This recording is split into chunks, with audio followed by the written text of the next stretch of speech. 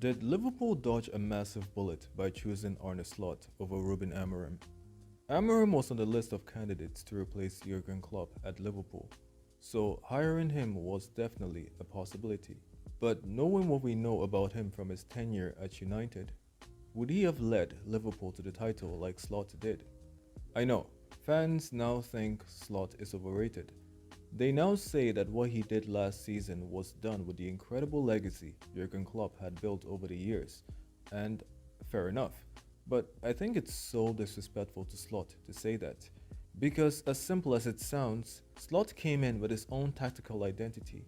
But he saw that the players he had at his disposal were better suited to another style of play, and he didn't change too much. And that won Liverpool the league. And that's a huge credit to Slot, because I imagine, what if Ruben Amorim got the job instead of Slot? From what we saw from him at United, would he have won the league?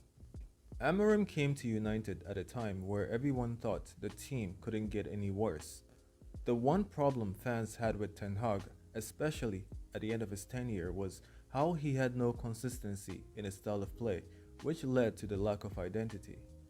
But then comes Ruben Amorim, the man with a plan, the man with a formation. 3-4-3 deployed on day one. It was kind of refreshing for fans to see a manager with a clear identity. And that contrast to Ten Hag was something they praised him for. But it would ultimately be the one thing which makes him a frustrating manager to have. Because, yes, every manager has an identity and a set of principles he follows. But what makes a great manager is adaptation. Adaptation in terms of the teams you face, and adaptation in terms of the players you have. Adapting to your players in a way that makes their strengths shine and their weaknesses less visible. And that means putting them in positions which gives them the best platform to showcase their abilities. Well, not Ruben Amorim.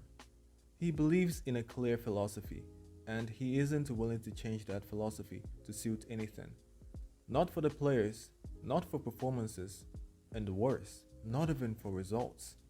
And that became so clear when United kept dropping points with horrendous performances and losses.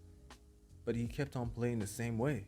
This was even more obvious in the Europa League final loss to Spurs. This was the game to salvage a historically bad season and steal a Champions League spot.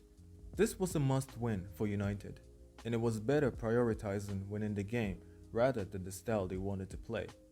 No, not on Amorim's watch.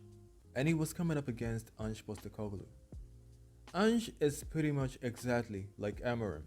He's a fellow manager with a set of ideas and principles he's not willing to change. But on the night, Ange was willing to sacrifice those principles and style of play to win the game. And that should tell you one thing. One manager was willing to do anything to get his team that trophy, but the other cared more about his principles. And you can find instances like that in Amorim's tenure at United, where he stuck to his guns, but those guns were pointed at him. So, what would he have done at Liverpool? Well, he would have tried to play his own style of football with a great Liverpool squad which isn't suited to it, which means the players would have been forced into playing in positions and roles which they are not capable of doing. Players who were pivotal to Liverpool winning the league last season. Mind you, playing your own style of football isn't necessarily the problem. The problem comes when you keep on doing the same thing despite nothing working. And that's what Amorim did at United.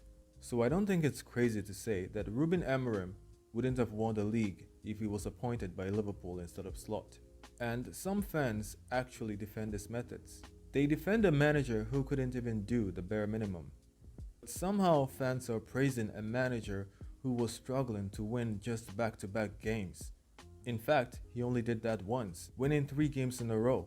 And he didn't even get as much scrutiny as everyone else before him, who did way better.